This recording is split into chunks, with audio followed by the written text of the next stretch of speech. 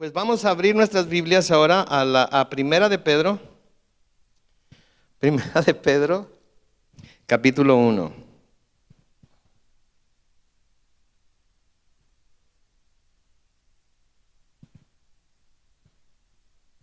Primera de Pedro, capítulo 1, y vamos a orar. Padre Celestial, al abrir tu palabra, Señor, ahora te pedimos que tú nos enseñes a través de ella y nos dejes, Señor, por el poder de tu Espíritu, a recibir lo que tienes para nosotros hoy. Bendecimos tu santo nombre, oh Dios, y te damos gracias. Gracias por todo lo que has hecho, por lo que estás haciendo y por lo que aún harás entre y en nosotros. En el nombre glorioso de Cristo Jesús. Amén. Muy bien, capítulo 1 de Primera de Pedro. La semana pasada llegamos hasta el versículo 6. El versículo 6 empieza, si pudiéramos o si comenzáramos nada más con ese versículo, no tendríamos todo el trasfondo de la razón por la que está diciendo aquí Pedro lo que está diciendo.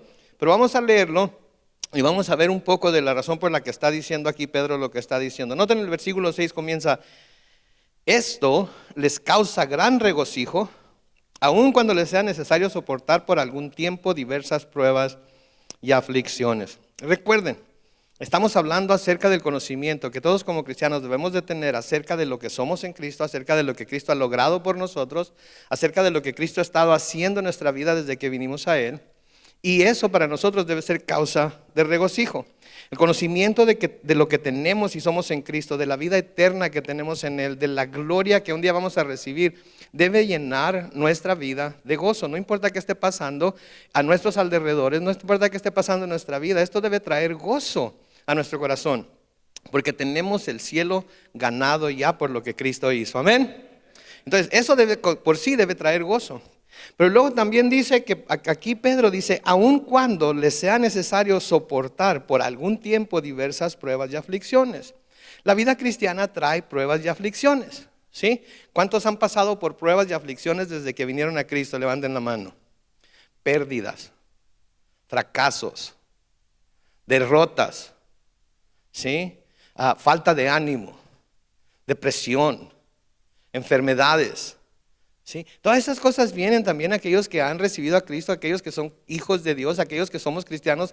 Todas esas cosas nos pasan a cada uno de nosotros, ¿sí? Pero sin embargo, al saber que somos hijos de Dios, al saber que tenemos el cielo ganado por Cristo, esto debe traer gran regocijo a nuestra vida. Ahora, noten que dice, aun cuando les sea necesario soportar por algún tiempo diversas pruebas. Esto no quiere decir que toda nuestra vida va a ser una gran prueba de principio a fin. Esto no quiere decir que toda nuestra vida va a ser andar en los valles y andar. No, va a haber tiempos en los que no va a haber pruebas. ¿Cuántos han pasado tiempos en su vida en las que no han tenido ninguna prueba que pasar? Ha sido pura felicidad, pura dicha, pura gloria, pura alegría. Entonces todos vamos a tener tiempos en los que vamos a estar arriba de la montaña y todos vamos a tener tiempos en los que vamos a pasar por valles. Es la vida del cristiano. Pero el conocimiento de que somos salvos y de que un día recibiremos, de acuerdo a los versículos 4 y 5, una herencia incorruptible, incontaminada, imperecedera, debe llenarnos de gozo del Señor, aun cuando estamos viviendo en tiempos de pruebas y aflicciones. Y creo que ahorita estamos viviendo en tiempos de pruebas y aflicciones. Creo que nadie pudiera negar eso, que muchos de nosotros estamos pasando por esas pruebas y aflicciones, ¿sí? Sin embargo, todos sabemos lo difícil que es para nosotros, viendo las cosas desde una perspectiva terrenal, poder estar gozosos cuando estamos pasando por esas pruebas y aflicciones. Es difícil. Alguien en nuestra familia está enfermo, está difícil estar gozoso. Perdemos a un ser amado, ¿verdad? Se enferma, fallece, se va al cielo con el Señor. Aunque sabemos que está con el Señor, es difícil para nosotros estar siempre gozosos. Hay veces en que nos acordamos que no están con nosotros y sentimos tristeza, pero luego nos acordamos de que están en la presencia del Señor y sentimos el gozo del Señor. Esa es la vida del cristiano. Eso es lo que vamos a estar viviendo mientras estamos aquí en la tierra. Pero debemos saber que las pruebas y aflicciones por las que pasamos tienen su propósito, tienen una razón de ser. No son nada más porque sí. No es nada más porque Dios quiere mantenernos todo el tiempo presionados o quiere mantenernos tristes o quiere que... No, tienen una razón de ser que es para nuestro beneficio. Porque todas esas pruebas y aflicciones, como ya lo hemos mencionado antes, pero vale la pena volver a mencionar, son pruebas que nos ayudan a nosotros, no a Dios, a nosotros a ver si la fe que proclamamos que tenemos en Jesús es la fe verdadera, la fe que salva y no nada más una fe de paso, ¿sí? Que decimos tener, que no nos ha llevado a la salvación, sino que simplemente decimos tener esa fe. Es una fe que todo mundo puede tener en Dios. Yo creo que la mayoría del mundo, si se le pregunta que si cree en Dios, va a decir que sí, ¿sí? Pero tienen la fe que salva. La única forma de que nosotros sepamos, Dios ya lo sabe, pero la única forma de que nosotros sepamos que la fe que decimos tener es la fe que salva, es pasando por esas aflicciones, por esas pruebas, por esas tribulaciones. Y de nuevo, no va a ser toda una larga vida de pruebas, aflicciones y tribulaciones, pero de vez en cuando las vamos a tener que pasar. Noten el versículo 7 que dice, pero cuando la fe de ustedes sea puesta a prueba como el oro, habrá de manifestarse en alabanza, gloria y honra el día que Jesucristo se revele. El oro es perecedero y, sin embargo, se prueba en el fuego. Y la fe de ustedes es mucho más preciosa o valiosa, pudiera decir, que el oro. Sí, entonces noten por favor lo que está diciendo aquí, que cuando nuestra fe ha sido probada, ha sido puesta a prueba, de la misma manera que el oro es puesto a prueba, entonces nuestra fe va a resultar en alabanza, gloria, honra, el día de que Jesucristo se revele. ¿Por qué? Porque vamos a darnos cuenta entonces de lo real que fue nuestra fe y vamos a darnos cuenta que fue real porque vamos a estar en su presencia para toda la eternidad. Y eso es finalmente lo que todos y cada uno de nosotros queremos y anhelamos. Sigue diciendo ahí en el versículo 7, el oro es perecedero y sin embargo se prueba en el fuego y la fe de ustedes es mucho más preciosa que el oro. Noten lo que está diciendo, el oro es perecedero, lo que quiere decir que se puede perder, se echa a perder. Sí, es algo terrenal, es algo que ahorita es y mañana no es. De hecho, entre más se prueba el oro, más delgado se hace, más débil se hace. ¿Sabían ustedes eso? Que entre más puro esté el oro, más débil es. Si ustedes toman una moneda de oro puro, que no tiene ningún aliado, la pueden tomar en sus dedos y doblarla como si fuera plastilina, ¿sí? Así se debilita el oro con el fuego. Pero se nos dice aquí que aunque el oro es perecedero y eso es lo que le pasa al oro, ¿sí? De todas maneras, para poder probar que es verdaderamente oro, tiene que pasar por el fuego. Y lo que está diciendo, si el oro que es perecedero tiene que pasar por el fuego y la fe de ustedes es mucho más preciosa que el oro, ¿cómo creen que su fe va a ser probada? También por el fuego. Pero nuestra fe, si es verdadera fe, no va a ser perecedera. Si nuestra fe es verdadera fe, no va a haber nada que la pueda apagar. Si nuestra fe es verdadera fe, no va a haber nada que la pueda debilitar, aunque a veces sentimos que es una fe débil. Pero en realidad, cuando nos damos cuenta que nuestra fe es débil, es cuando más poder de Dios tenemos. ¿Por qué? Porque su poder se perfecciona en nuestra debilidad. Entonces la tenemos toda de ganar cuando estamos pasando por pruebas de fuego, porque nos revelan a nosotros la realidad de nuestra fe y nos revelan el hecho de que Dios está con nosotros al ayudarnos a pasar por la prueba que estamos pasando. Nuestra fe es probada para que se revele que en realidad tiene el poder para salvarnos, para que el día en el que Jesús vuelva podamos dar gloria a Él por habernos mantenido a salvo. ¿Cuántos están tratando de mantenerse salvos ahorita? Levanten la mano si están tratando de mantenerse salvos. Porque si están tratando de mantenerse salvos, discúlpenme, pero la están regando. ¿Saben por qué? Porque no pueden ustedes mantenerse salvos. Porque eso quiere decir que ustedes están esforzando para complacer a Dios, para mantenerse salvos. Y la verdad de las cosas es que el Señor Jesucristo ya hizo todo lo que se necesitaba hacer para complacer a Dios y para mantenernos salvos. Nuestra salvación está en las manos de Él y no en las de nosotros. Y cuando tratamos de ser buenos cristianos, la regamos siempre porque no podemos ser buenos cristianos. Tenemos que ser buenos creyentes en aquel que puede guardarnos para aquel día. ¿Sí? Tenemos que poner nuestra fe y esperanza en Él. Tenemos que decir, ok Dios, ya no quiero regarla, pero sigo regándola. Entonces tengo que confiar en tu amor, tengo que confiar en tu gracia, tengo que confiar en tu misericordia para poder ser salvo.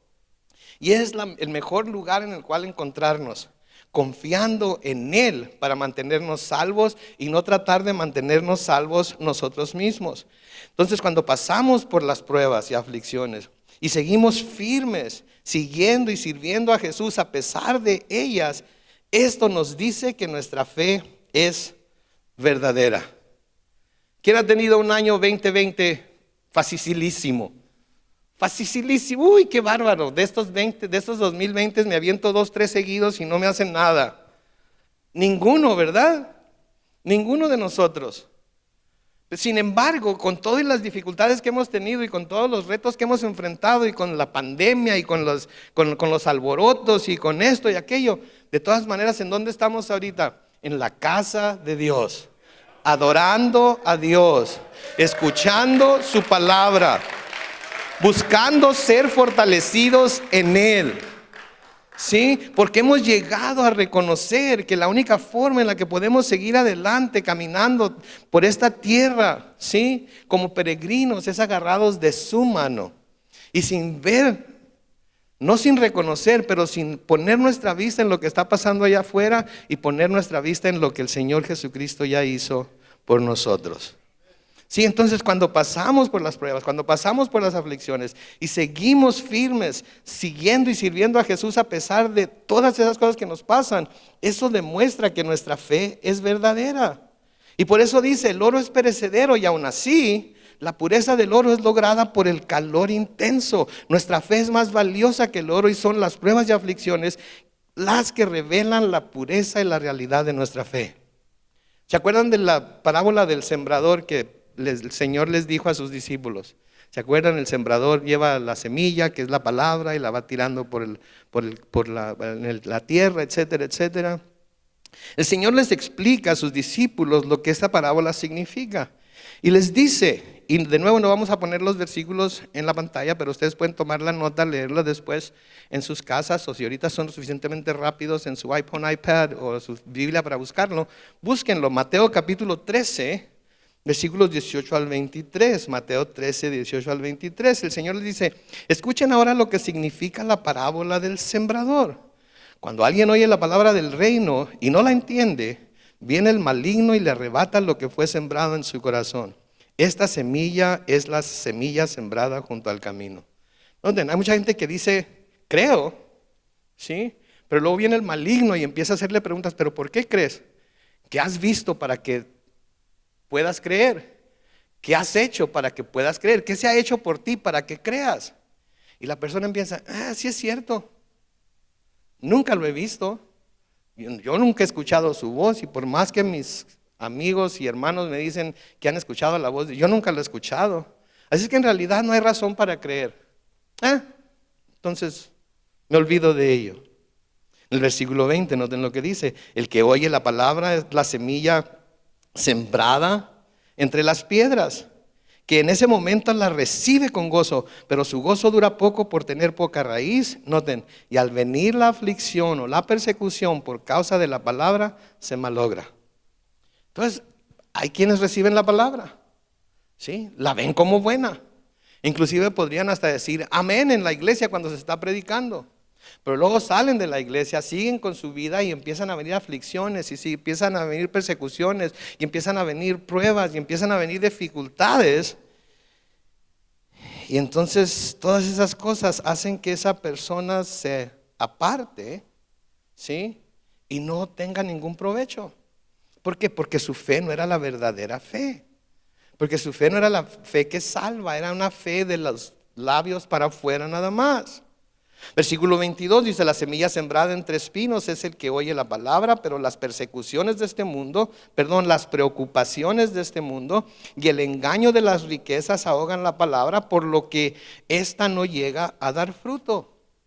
De nuevo, otra fe que se dice tener, pero que es una falsa fe, porque una vez que las preocupaciones de este mundo, y todos tenemos preocupaciones, ¿sí? Todos tenemos preocupaciones, ¿sí? Una vez que las preocupaciones de este mundo llegan y los atacan, una vez que las riquezas y el deseo de tener riquezas llenan el corazón de nuevo, estos deseos y estas preocupaciones ahogan la palabra y no da fruto.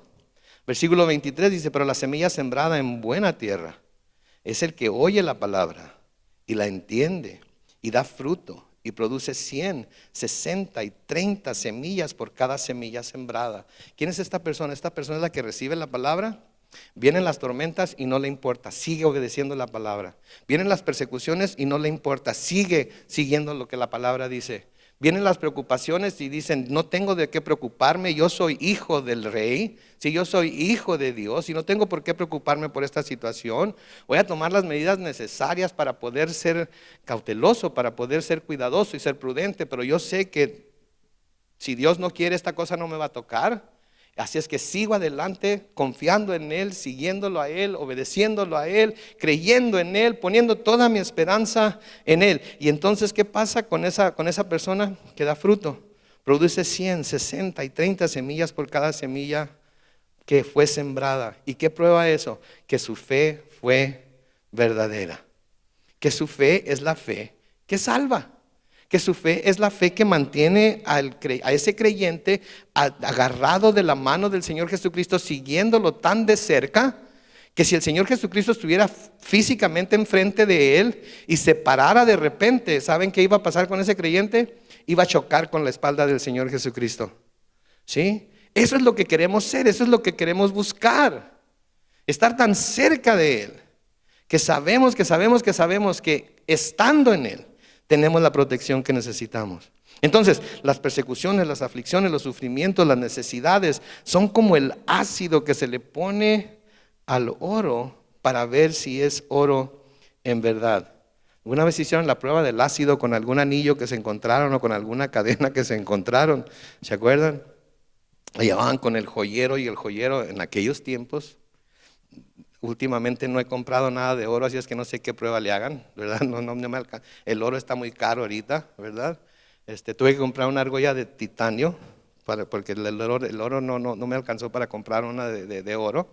Pero en aquel tiempo iba uno a la joyería y le echaban unas gotas de ácido, y si la pieza no era de oro, empezaba a burbujear y luego se hacía así como azulito, ¿sí? Y si era de oro, permanecía igual.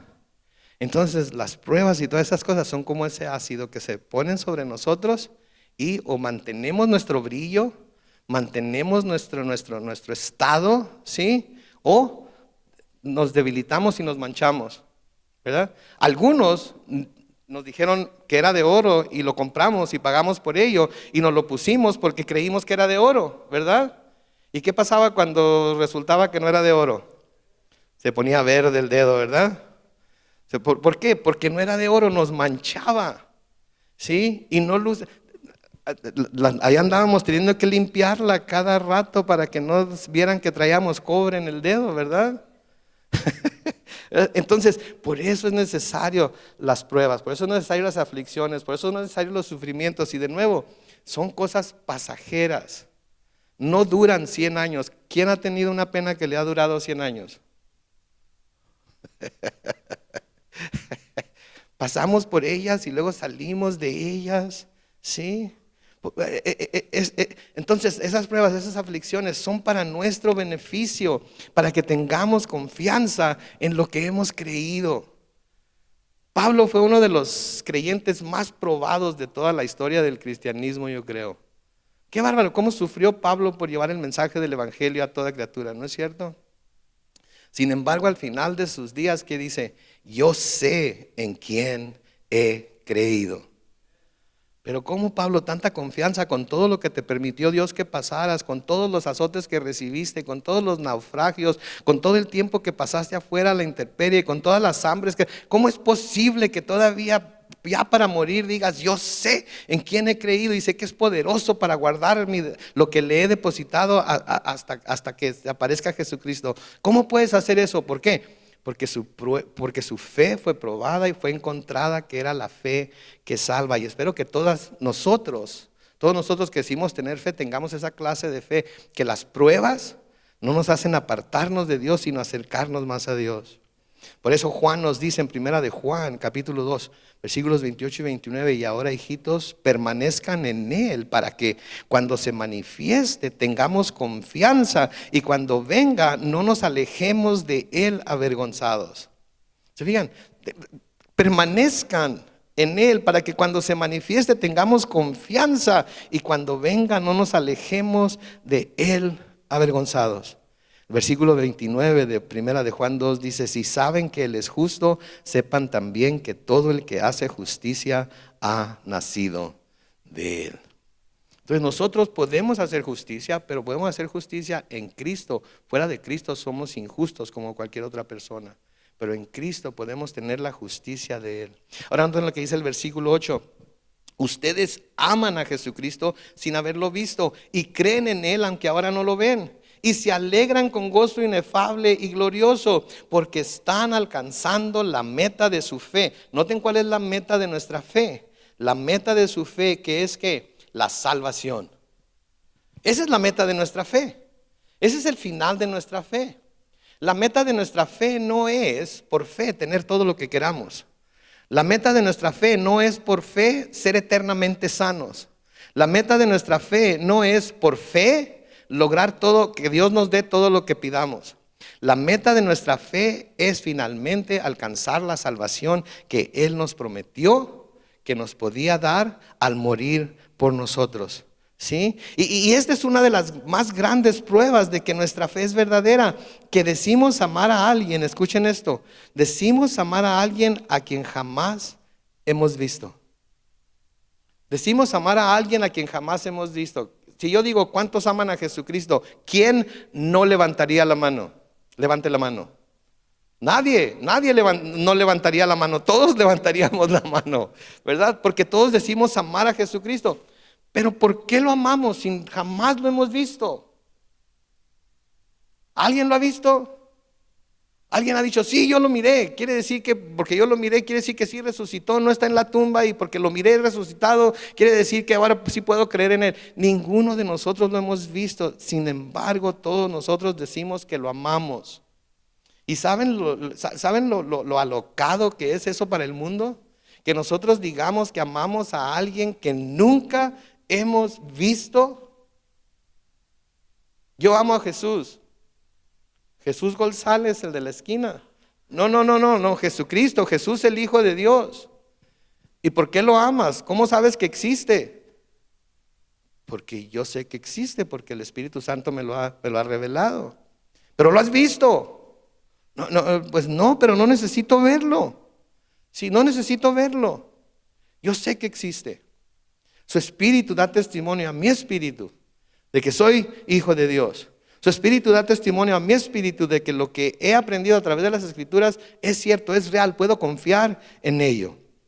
Y saben que esa es una de las cosas que el Señor Jesucristo pidió por sus discípulos cuando oró por ellos en el capítulo 17 de Juan. Una de las cosas que pidió fue precisamente eso. Noten, Juan 17, versículos 15 al 21, al estar orando el Señor por sus discípulos, le dice al Señor: no ruego que los quites del mundo, sino que los protejas del mal. Ellos no son del mundo, como tampoco yo soy del mundo. Y luego le pide: santifícalos en tu verdad, tu palabra es verdad. Tal como tú me enviaste al mundo, así yo los he enviado al mundo. Y por ellos yo me santifico a mí mismo, para que también ellos sean santificados en la verdad. Y luego noten lo que dice en el versículo 20 de Juan 17. Pero no ruego solamente por estos, que eran los que tenía enfrente de él en ese entonces, sino que también por los que han de creer en mí por la palabra de ellos. ¿Cuántos de nosotros hemos creído en Cristo por la palabra de esos discípulos que estaban ahí con él? Entonces Él estaba orando también por nosotros en ese día.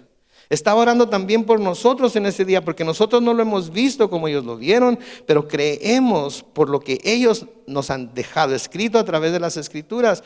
Y porque creemos lo que ellos han dejado escrito en las Escrituras, entonces, como dice el versículo 1, todos somos uno, como Jesucristo y el Padre son uno. Jesús en el Padre, también ellos y nosotros estamos en ellos, en el Padre y en Jesucristo, para que el mundo crea que me enviaste. En el mismo evangelio de Juan, ¿se acuerdan del Tomás? ¿Se acuerdan de Tomás? Aquel que dijo: al menos que ponga mi mano mi dedo en las marcas de los clavos y ponga mi mano en su costado, no voy a creer. ¿Se acuerdan cómo el Señor se les apareció a los discípulos unos cuantos días después de eso? Y va con Tomás y le dice directamente a Tomás en Juan 20:27, pon aquí tu dedo y mira mis manos y acerca tu mano y métela en mi costado. ¿Qué les dice esto? Que las heridas que se le hicieron a Jesucristo en las manos, en los pies, en la frente, en el costado, ¿saben qué? Todavía están ahí en su cuerpo físico. Esas heridas no se cerraron. Esas heridas están ahí presentes todavía en su cuerpo físico, aunque Él esté en un cuerpo glorificado en el cielo. He oído decir que lo único, ¿sí?, que va a haber en el cielo que ha sido hecho por las manos del hombre, van a ser las heridas que nuestro Señor Jesucristo tiene en el cuerpo. ¿Cómo creen que lo vamos a reconocer? ¿Cuántos han visto su rostro? Y se nos dice que su rostro es tan resplandeciente que ni siquiera lo vamos a poder ver. Pero ¿saben qué sí vamos a poder ver? Los huecos en sus manos, los huecos en sus pies. Y vamos a reconocerlo inmediatamente por las heridas que nosotros mismos le causamos. Y vamos una vez más a caer rendidos a sus pies. Porque vamos a reconocer que esas heridas fueron hechas por causa mía. ¿Sí? Él no las merecía, yo las merecía. Pero Él por amor decidió llevarlas por mí, decidió recibirlas por mí. Entonces cuando el Señor le dice esto a Tomás, acerca tu mano, métela en mi costado y no seas incrédulo sino creyente. Dice en el versículo 28 de Juan 20, entonces Tomás respondió y le dijo, Señor mío y Dios mío. Jesús le dijo, Tomás, has creído porque has visto. Bienaventurados los que no vieron y creyeron. ¿Sí? Quiere decir que Tomás lo vio y creyó, tuvo que ver para creer. Nosotros no hemos visto, pero creemos. Nosotros no lo hemos visto, pero lo amamos.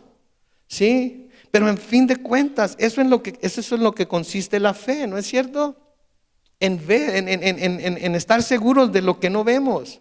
En estar convencidos de que lo que se nos dice en las Escrituras que existe es, y de que lo que estamos esperando un día se va a cumplir. Eso es lo que se nos dice en Hebreos capítulo 11, los versículos 1 y 2. Ahora bien, tener fe es estar seguro de lo que se espera. Es estar convencido de lo que no se ve. Entonces nosotros estamos, si tenemos la verdadera fe, estamos seguros de lo que esperamos. ¿Y qué esperamos? La venida de Cristo. Que Él nos llame a su presencia. ¿Sí? Que Él nos lleve a su gloria. De una manera o de otra lo estamos esperando y estamos seguros de que va a llegar. Yo no sé cuándo va a llegar. Puede ser que llegue para todos nosotros colectivamente el mismo día. Que todos juntos, un día estando adorando al Señor, el Señor venga por su iglesia y nos arrebate y ahí en el cielo para toda la eternidad. Puede ser que algunos de nosotros nos llame a su presencia antes que a otros. Pero de una cosa sí podemos estar seguros, es de que lo que estamos esperando un día va a llegar. Y la fe es estar convencido de lo que no se ve. Yo nunca he visto a Jesús, pero estoy convencido de que existe y está en el cielo sentado a la diestra del Padre intercediendo por mí todos los días. Estoy seguro de ello, estoy convencido de ello. ¿Sí? Esa es la fe de la que estamos hablando aquí. ¿Sí? Esa es la fe que tiene que ser probada para poder llegar a esas conclusiones de las cuales estamos hablando. Sí, pero de nuevo el poder de la fe es asombroso, ¿no es cierto? Porque aunque no lo hemos visto, hay algo que pasa en nuestro corazón, en lo más profundo de nuestro ser, cuando hablamos de la gloria venidera. ¿Ustedes no se emocionan cuando hablamos de la gloria venidera? Cuando hablamos de las calles de oro, cuando hablamos de las visiones que Juan tuvo en el cielo, cuando nos imaginamos algunas de las descripciones que vemos en la Biblia acerca de lo que el reino de Dios es y cómo es. Yo sí me emociono porque me muero por verlo. Me muero por verlo. Pues si esa es la única manera de verlo, me muero por verlo. ¿Sí? Porque quiero verlo. ¿Sí? Y entonces es lo asombroso de la fe. Sí, que no lo hemos visto, pero hay algo en nosotros que se mueve, hay algo en lo más profundo de nuestro ser que se mueve, sentimos cuando hablamos de la gloria venidera. Y este será el resultado final, de nuevo, de poner nuestra confianza en Jesús aún a través de las dificultades en la vida, la salvación que Él ha logrado por nosotros. Pero de nuevo debo recordarles que el camino a la gloria pasa a través de la oposición. Va a haber quienes se nos opongan, el enemigo definitivamente se nos va a oponer y va a querer tropezarnos, hacernos tropezar y caer y desistir de seguir al Señor y de obedecer su palabra. Pero la firmeza que mostramos ante la persecución y las aflicciones demuestra la realidad de nuestra fe. Y saben que yo no sé ustedes, pero cuando yo salgo del otro lado de alguna prueba, decidido a seguir caminando con Cristo a pesar de los sufrimientos, de las pérdidas, de los golpes duros que a menudo la vida me ha dado, me siento mucho más y más seguro de mi fe. Estoy pasando por la prueba y estoy, ay Señor, ay nanita, ya sácame de esta, ya ayúdame a salir de esta, ya no soporto más. Pero el momento en el que Él vea que en realidad ya no soporto más, me va a sacar de ella. Pero una vez que salga de esa prueba, ¿sí? Va a haber algo en mí que me va a decir, ¿sabes qué? Pasaste por eso y sigues caminando con el Señor. Pasaste por eso y sigues aferrado a su mano. Pasaste por eso y sigues creyendo en su palabra. Pasaste por eso y de todas maneras hay gozo en tu corazón. Estás pasando por eso y de todas maneras le das gracias a Dios. Estás pasando por esa circunstancia y de todas maneras hay alabanzas en tus labios para el Señor. Estás pasando por eso y de todas maneras tu esperanza te está llevando a ver no lo que estás pasando ahorita, sino lo que vas a recibir después cuando llegues a su presencia. Entonces, ¿sabes qué? Tu fe es verdadera. Tu fe es la fe que salva. Y nos damos cuenta entonces de que nuestra salvación está segura y es todo por la gracia de Dios. No es por nosotros, porque algunas veces nos dan ganas de darnos por vencidos, ¿no es cierto? Algunas veces nos dan ganas de tirar la toalla, algunas veces decimos, no, esto, Señor, te pasaste con esta. Ok, que con esta en realidad te estás pasando, ¿verdad? ¿Quién te dio la idea de que yo tenía las fuerzas para soportar algo como esto? Él sabe lo que podemos soportar. Y cuando sabe que hay algo que no podemos soportar, está ahí para Él levantarnos con el poder de su Espíritu Santo. ¿Sí? Pero es todo por su gracia, no es nada que merezcamos nosotros mismos, es por la gracia de Dios, así como es por la gracia, ¿sí?, que somos salvos por medio de la fe, así es por la gracia de Dios que podemos seguir adelante en esa fe. Noten el versículo 10, dice los profetas que hablaron de la gracia destinada a ustedes estudiaron e investigaron con detalle todo acerca de esta salvación. Noten, los profetas que hablaron de la gracia destinada a ustedes estudiaron e investigaron con detalle todo acerca de esta salvación. ¿Saben que la mayoría de los profetas que escribieron lo que vemos en las profecías del Antiguo Testamento y en el Nuevo Testamento no sabían lo que estaban escribiendo? No tenían ni idea de lo que estaban escribiendo. No sabían cómo se iba a llevar a cabo lo que estaban escribiendo. Es más, no podían ni siquiera interpretar lo que ellos estaban escribiendo. Y eso me hace dudar de muchos pseudo profetas que dicen poder predecir el futuro, que dicen poder interpretar las escrituras, que dicen poder decirnos exactamente lo que Dios quiere decir en tal o cual parte, ¿sí?, de las escrituras. Porque si los profetas que escribieron las grandes profecías que tenemos en las escrituras ni cuenta se dieron de lo que estaban escribiendo, sino que tuvieron que esperar a que se cumplieran para ver a qué se parecían. Entonces los profetas de ahora, ¿saben que yo soy medio escéptico de los profetas de ahora? No de los que predican la palabra, porque los que predican la palabra también se les puede llamar profetas, pero de aquellos que dicen hablar por Dios, ¿sí? De aquellos que dicen ser la boca de Dios, ¿verdad? Porque muchos de ellos han hecho muchas profecías que no se han cumplido y sabemos lo que el Antiguo Testamento dice acerca de los profetas que dicen así ha dicho Jehová y lo que dicen no se cumple, ¿verdad?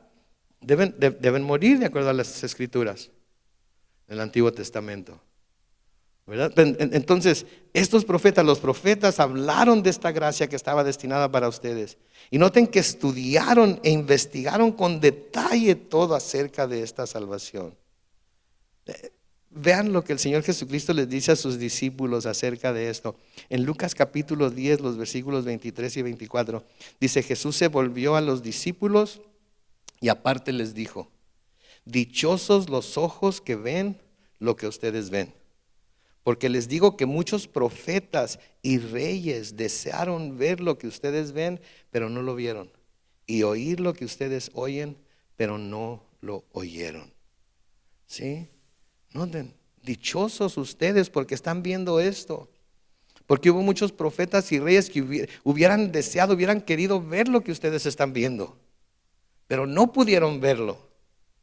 Según nos dice el Hebreos capítulo 11, muchos de ellos murieron esperando que todo esto se revelara. Y no se reveló. Y no se cumplió. Sí, pero un día ellos juntamente con nosotros vamos a ver todas las cosas tal y como son. Para los profetas a través de los siglos, las cosas que se habían escrito acerca del plan de Dios para salvar a la humanidad fueron un gran misterio. Fueron un gran misterio que por la gracia de Dios se nos ha revelado a nosotros en Cristo Jesús. ¿Te dan cuenta de lo que esto quiere decir para nosotros? Que todos esos grandes hombres de Dios murieron sin poder conocer el misterio, pero que nosotros ahora por Cristo Jesús y por el Espíritu Santo podemos recibir el conocimiento de lo que ese misterio era. Sí, la palabra de Dios dice que al que mucho le es dado, mucho se le requiere, ¿no es cierto? Y a nosotros, mis hermanos, como cristianos del Nuevo Testamento y especialmente como cristianos ahora en el siglo XXI, se nos ha dado muchísima información que mucha gente antes de nosotros no tuvo. Sin embargo, decidió seguir a Cristo hasta el final. Murieron como mártires por su fe en Cristo, cosa que a nosotros no nos ha tocado todavía tener que hacer. Eso no quiere decir que no nos vaya a tocar, pero por ahorita todavía no nos ha tocado tener que hacer. Y ellos siguieron firmes hasta el final.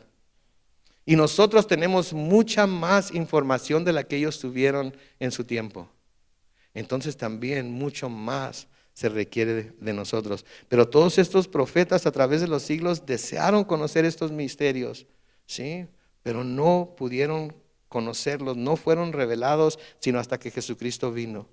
En Romanos capítulo 16, los versículos 25 al 27 dice: y al que puede fortalecerlos conforme a mi evangelio y a la predicación de Jesucristo, según la revelación del misterio que se ha mantenido oculto desde tiempos eternos. ¿Se notan desde cuándo había estado oculto ese misterio? Desde tiempos eternos, pero que ahora ha sido revelado por medio de las escrituras de los profetas, y que de acuerdo al mandamiento de Dios eterno se ha dado a conocer a todas las naciones para que obedezcan a la fe.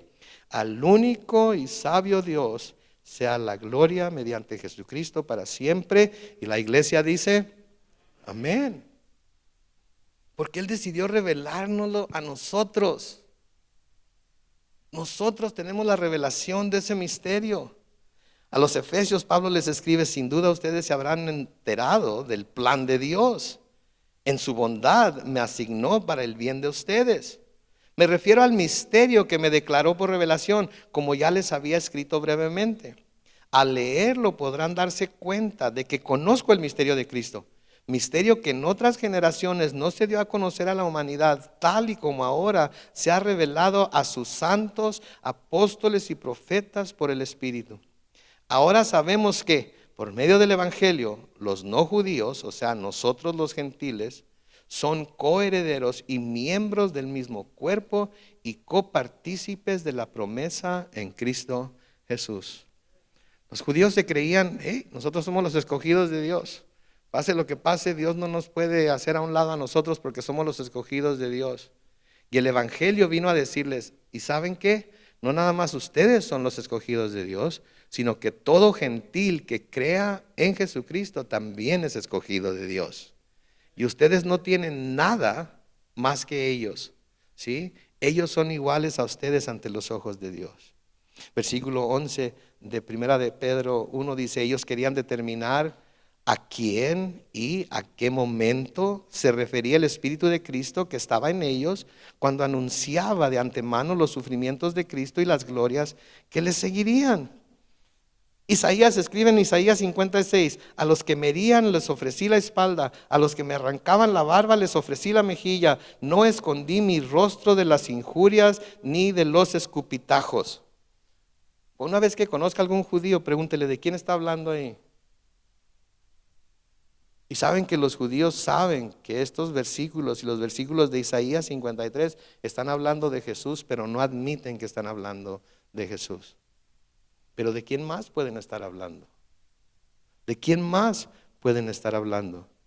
En Isaías 53, 4 y 5 dice: con todo, Él llevará sobre sí nuestros males y sufrirá nuestros dolores, mientras nosotros creeremos que Dios lo ha azotado, lo ha herido y humillado, pero Él será herido por nuestros pecados, molido por nuestras rebeliones, sobre Él vendrá el castigo de nuestra paz y por su llaga seremos sanados. ¿A quién está describiendo ahí? A Jesucristo. ¿Ustedes creen que Isaías sabía que estaba hablando del Mesías, que estaba hablando del Hijo de Dios? Yo creo que no sabía.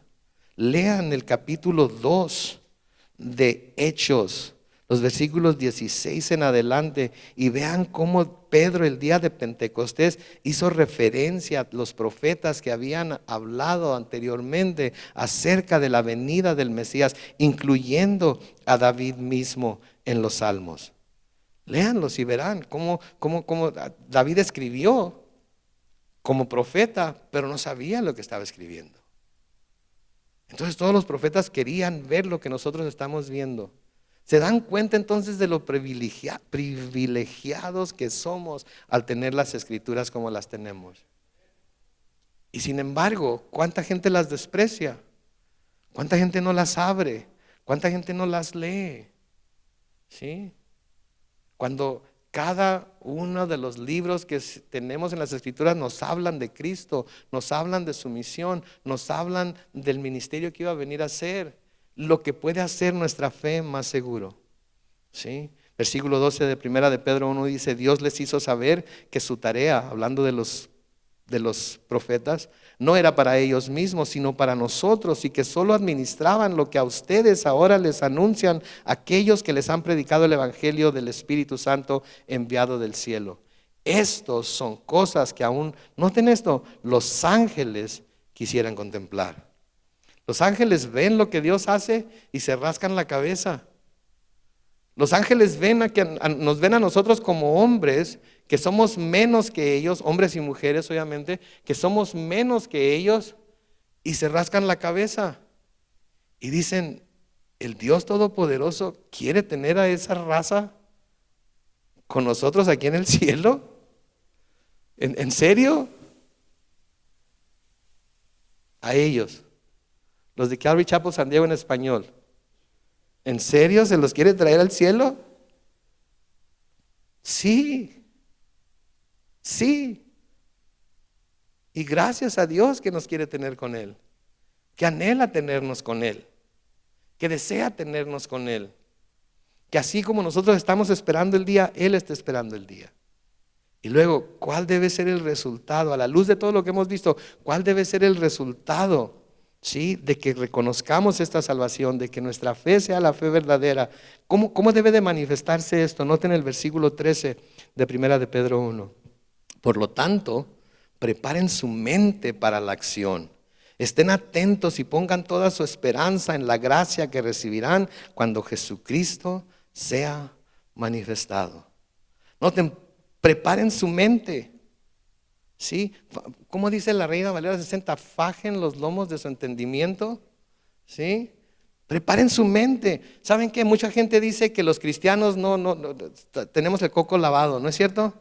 Que no se necesita ser muy inteligente para ser cristiano. De hecho, es la gente que no está educada. O sea, no quiere decir que no sea educada en el sentido que nosotros conocemos la educación, sino que es gente que no ha ido a la universidad, que no tiene ninguna profesión, que no ha sido expuesta al alto aprendizaje. Esa es la gente débil de mente que llega a creer en Jesucristo. Sí, eso es lo que dicen. Pero noten aquí que la palabra de Dios dice: si quieres creer en Jesucristo, cuando vayas a la iglesia tienes que quitarte el cerebro y dejarlo colgado allá afuera, entrar, ¿verdad? Que te digan todo lo que te van a decir, ¿sí? En la cabeza hueca con la que vas a entrar, lo recibas todo, lo creas, y luego cuando salgas, entonces ya te vuelves a poner tu cerebro y te vas. No, el cristianismo no se trata de dejar el cerebro colgado a la entrada y no meditar y no estudiar y no escudriñar y no buscar ver que lo que se nos está diciendo es cierto. Ahora, hay muchos cristianos que por mucho tiempo dejamos nuestro cerebro colgado en la puerta o en algún otro lugar, pero eso no es lo que Dios nos llama a hacer.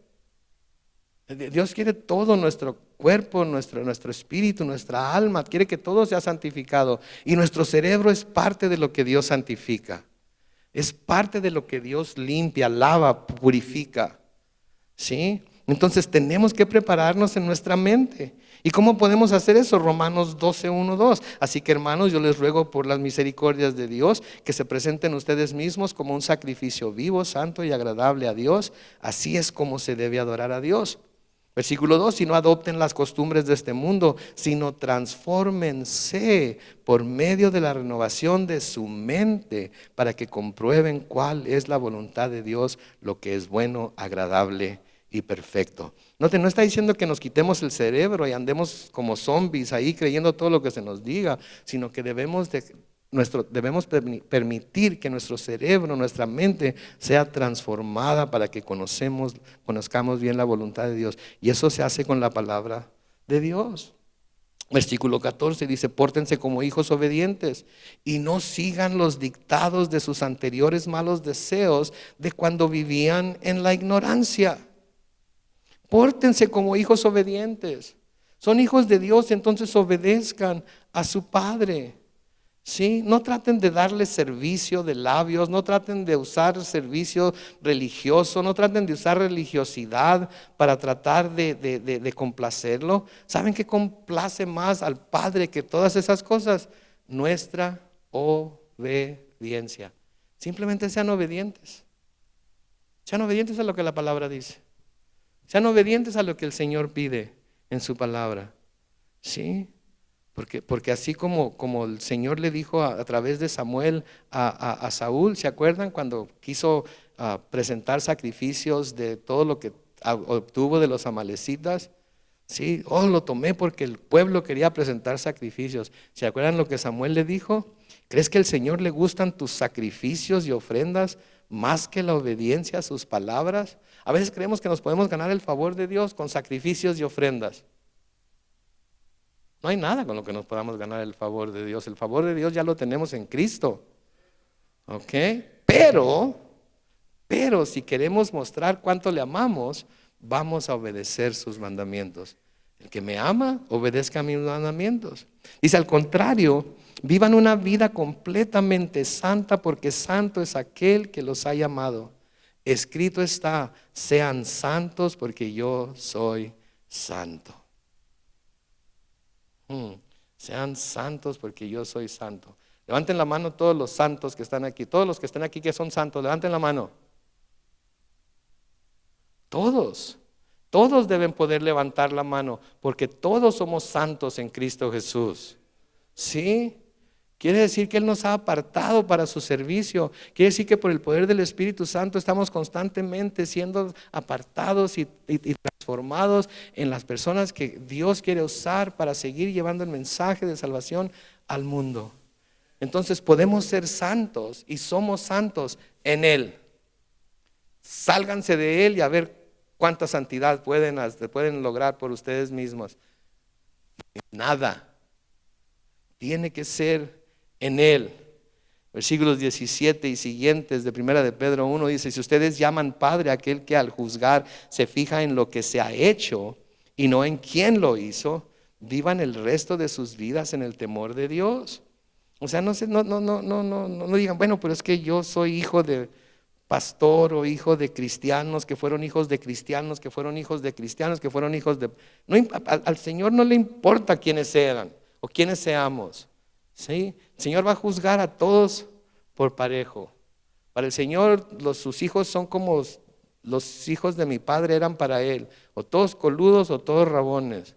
¿Sí? No tenía preferencia por ninguno de todos, aunque yo creo que sí tenía preferencia por mi hermana, pero pero él decía que no, así es que le voy a creer, ¿verdad? Le voy a creer. Sí, entonces si ustedes llaman padre a aquel que juzga, se fija en lo que se ha hecho y no en quién lo hizo, vivan el resto de sus vidas en el temor de Dios. Si el principio de la sabiduría es el temor de Dios, temer a Dios con un temor reverente. Ustedes saben que fueron rescatados de una vida sin sentido, la cual heredaron de sus padres, y que ese rescate no se pagó con cosas corruptibles como el oro y la plata, sino con la sangre preciosa de Cristo, sin mancha y sin contaminación, como la de un cordero. Sí, y aquí es en donde tenemos imágenes del Antiguo Testamento que nos explican lo que pasó en el Nuevo, ¿sí? ¿De qué cordero está hablando aquí? Está hablando aquí Pedro. Está hablando del cordero pascual, ¿sí? De ese cordero que debía matarse en la Pascua. ¿Se acuerdan la primera Pascua en Éxodo? Del cual tomaron la sangre y se puso sobre los dinteles de las puertas, y el ángel de la muerte pasó por encima de esas casas. Aquí nos está dando una vista a lo que era el Antiguo Testamento, ¿sí? Y nos está diciendo aquí que Jesús era ese cordero perfecto, que era ese cordero sin mancha, ese cordero sin defecto, ese cordero sin arruga, que murió. Su sangre fue puesta sobre nosotros para que el ángel de la muerte pasara por encima de nosotros.